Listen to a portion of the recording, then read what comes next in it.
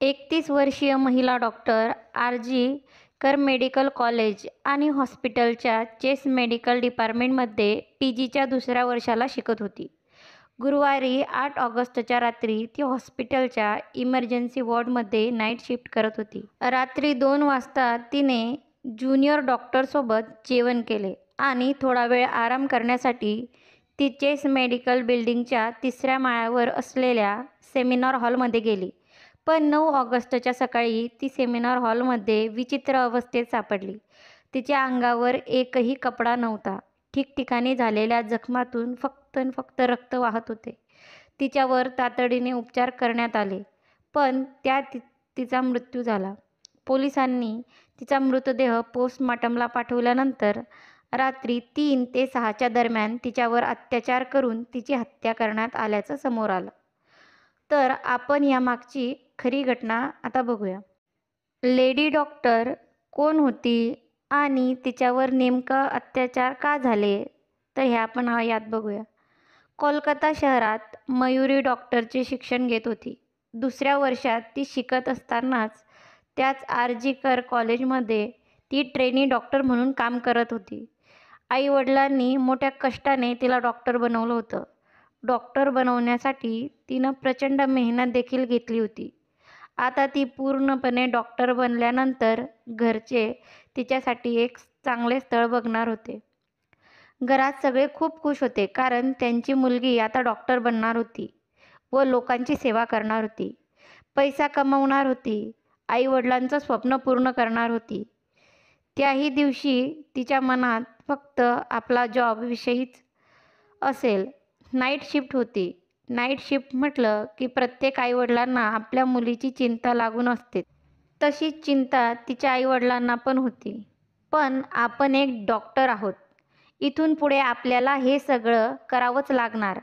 लोकांची सेवा करणं हे पुण्याचं काम असतं, असे आपल्या आईवडिलांना समजावून ती घराच्या बाहेर पडली आणि रात्री नाईट शिफ्टसाठी हॉस्पिटलमध्ये आली. सगळीकडे राऊंड मारून तिने पेशंटची चौकशी देखील केली आणि त्याच रात्री तिने आपल्या सहकाऱ्यांसोबत मॅच देखील बघितली. खूप खुश होती ती. रात्री 11 वाजता तिने आपल्या आईला कॉल केला व मी जेवण केले आहे असं सांगितलं. तेव्हा तूही जेवण करून घे म्हणूनही सांगितलं, कारण जोपर्यंत मुलगी जेवण करत नसे तोपर्यंत तिची आई घरी तिची फोनची वाट बघत असे. आईचा फोन आणि मुलीचा फोन झाल्यानंतर मयुरीने परत आपले राहिलेले काम पूर्ण केले. रात्री साधारण 1-2च्या सुमारास तिने आपल्या 4 सहकाऱ्यांसोबत जेवण केले आणि थोडा वेळ आराम करण्यासाठी ती उठून आपला अभ्यास करण्यासाठी हॉस्पिटलच्या इमर्जन्सी बिल्डिंगमध्ये 3ऱ्या मजल्यावर असणाऱ्या सेमिनार हॉलमध्ये गेली. त्यानंतर मात्र मयुरीला कोणीही पाहिलं नाही. पण दुसऱ्या दिवशी सकाळी तिला बघून सगळ्यांनाच खूप मोठा धक्का बसला. सकाळी मयुरी तर सेमिनार हॉलमध्ये बेशुद्ध अवस्थेत आढळली. अतिशय धक्कादायक गोष्ट म्हणजे तिच्या अंगावर एकही कपडा नव्हता. होत्या त्या फक्त तिच्या शरीरावर झालेल्या मोठ्या जखमा. तिच्या शरीरामधून पूर्ण रक्त वाहत होतं. तिचा चष्मा फुटलेला होता.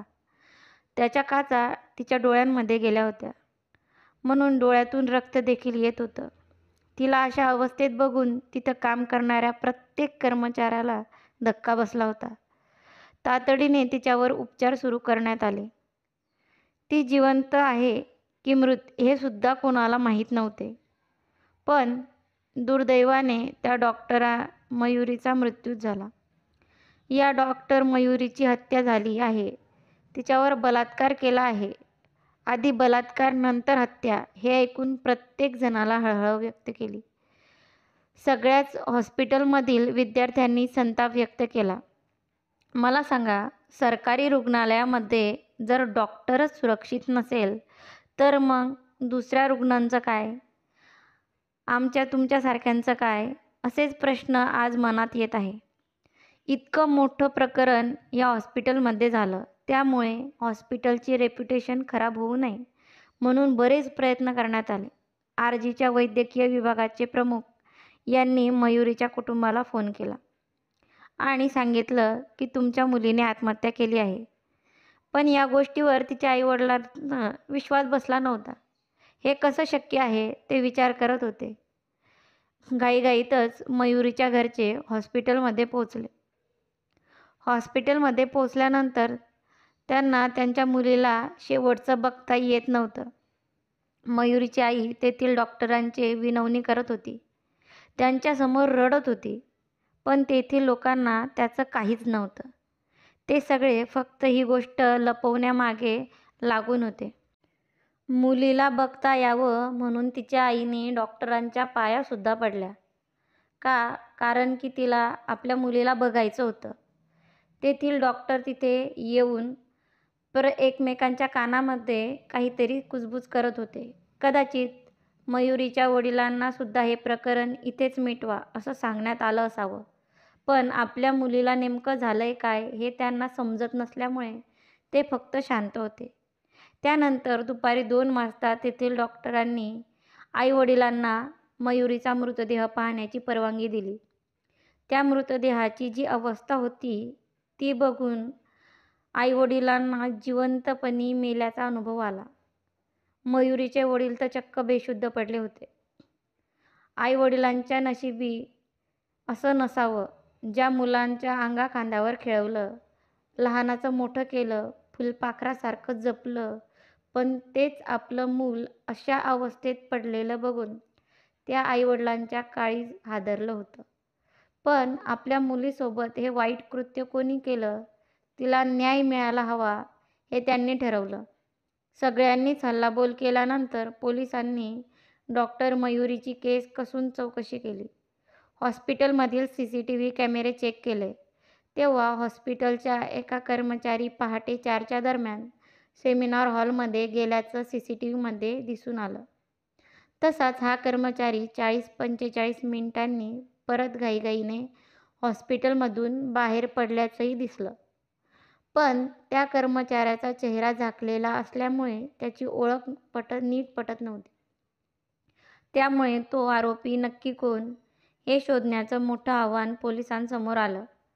जेव्हा कर्मचारी हॉलमध्ये गेला तेव्हा त्याच्या कानामध्ये हेडफोन होते.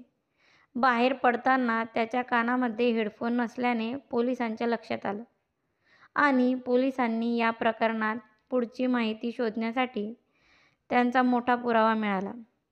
म्हणून पोलिसांनी सगळ्याच कर्मचाऱ्यांना बोलावून घेतले. त्यात तो कर्मचारी देखील होता.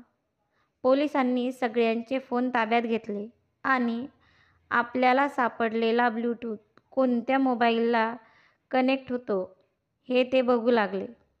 एकाच फोनला फक्त ब्लूटूथ ऑटोमॅटिक कनेक्ट झाले. तो कर्मचारी म्हणजे संजय रॉय. फक्त याच कारणामुळे संशयित आरोपी म्हणून पोलिसांनी संजय रॉय या कर्मचाऱ्याला अटक केली आणि त्याच्यावर गुन्हा देखील दाखल करण्यात आला. आता त्या आरोपीने गुन्ह्याची कबुली दिली असून अनेक धक्कादायक खुलासे देखील केले आहेत. कोण आहे हा संजय रॉय ते आपण बघू. 2019 मध्ये संजय रॉयची भरती इथं झाली होती. तो RKG कर रुग्णालयामध्ये पोलीस चौकीत काम करत होता. तो बऱ्याच काळापासून इथे काम करत असल्याने प्रत्येक विभागाबद्दल त्याला सविस्तर आणि सगळीच माहिती होती. जेव्हा त्या महिला डॉक्टरचा मृतदेह पोलिसांनी पोस्टमॉर्टमसाठी पाठवण्यात आला तेव्हा तिच्यावर बलात्कार झाल्याचं स्पष्ट झालं होतं. तिच्या अंगावर पूर्णपणे ओरखडे असल्याचे समोर आले. त्या लेडी डॉक्टरवर बलात्कारानंतर तिची हत्या करण्यात आली होती. पीडितेच्या गुप्तांगातून रक्त वाहत होते. तिचे दोन्ही डोळे आणि त्यातून रक्त येत होते. चेहरा, पोट, पाय, मान, हात, ओठांवर जखमा होत्या. तिचं डोकं जमिनीवर किंवा भिंतीवर आपटल्याचंही पोस्टमॉर्टममध्ये सांगण्यात आलं. तिच्या मानेचं हाड मोडल्यामुळे गळा दाबून तिची हत्या झाली असावी, असंही पोस्टमॉर्टम रिपोर्टमधून स्पष्ट झाले. तिच्या अंगावर ठिकठिकाणी असलेल्या जखमा आणि तिच्या कंबर आणि ओटीपोटीच्या स्थितीवरून हे फक्त एका व्यक्तीचं काम नसून हा सामूहिक बलात्काराचा प्रकार असल्याचं संशय तिच्या घरच्यांकडून आणि आंदोलकांकडून करण्यात आलं. डॉक्टरांकडून व्यक्त करण्यात येतंय की ही घटना सकाळी 3 ते 6 वाजेच्या सुमारास घडली असावी. आपला जीव वाचवण्यासाठी, अब्रू वाचवण्यासाठी तिने अतोनात प्रयत्न केले असावेत. शेवटपर्यंत ती स्वतःला वाचवण्यासाठी लढत होती, असे समजून येते.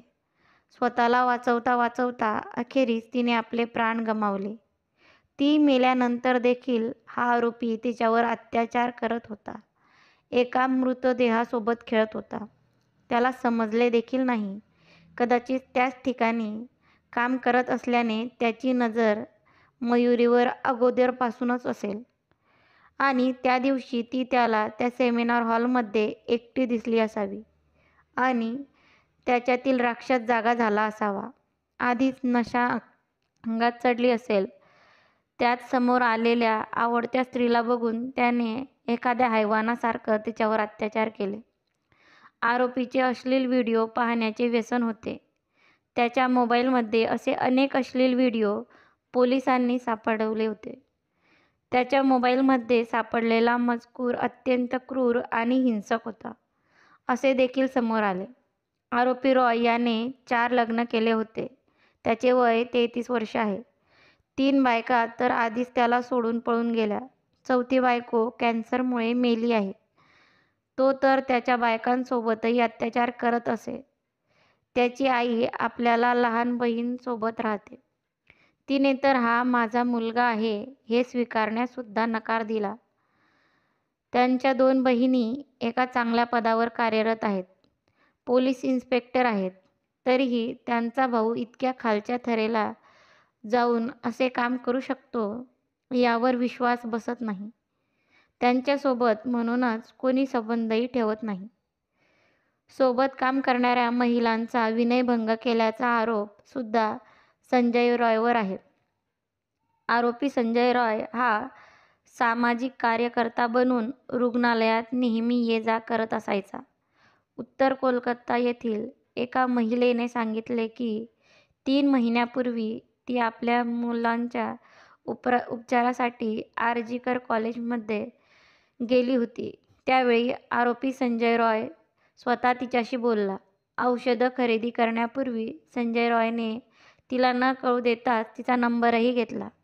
तेव्हापासून तो या महिलेला फोन करून त्रास द्यायचा, असाही त्याच्यावर आरोप आहे. महिलेने त्याच्यावर केला आहे. आरोपी संजय रॉय अशा प्रकारे अनेक महिलांना फोन करून भेटण्यासाठी दबाव टाकत असे. तसेच चॅट्स व्हायरल करण्याचीही धमकी देत असे. त्यामुळे या महिला काही करू शकत नव्हत्या. तो सहकर्मचारी महिलांना अनेकदा खूप त्रास देत असे. जर यापैकी कुठल्याही महिलेने धाडस दाखवून त्याची तक्रार आधीच केली असती तर आज कदाचित त्या महिला डॉक्टरसोबत इतकं भयंकर कृत्य घडलं नसतं. कदाचित ती आज जिवंत असती. या महिला आपले अत्याचार असे का सहन करतात हेच कळत नाही. त्या महिला डॉक्टरला न्याय मिळावा हीच देवाचरणी प्रार्थना. त्या नराधमाला फाशीची शिक्षा ही व्हायलाच हवी. तुम्हाला काय वाटते? मला तर वाटते या पोलिसांकडे सगळे पुरावे असतात. मग न्यायालय कशाची चौकशी करत असते?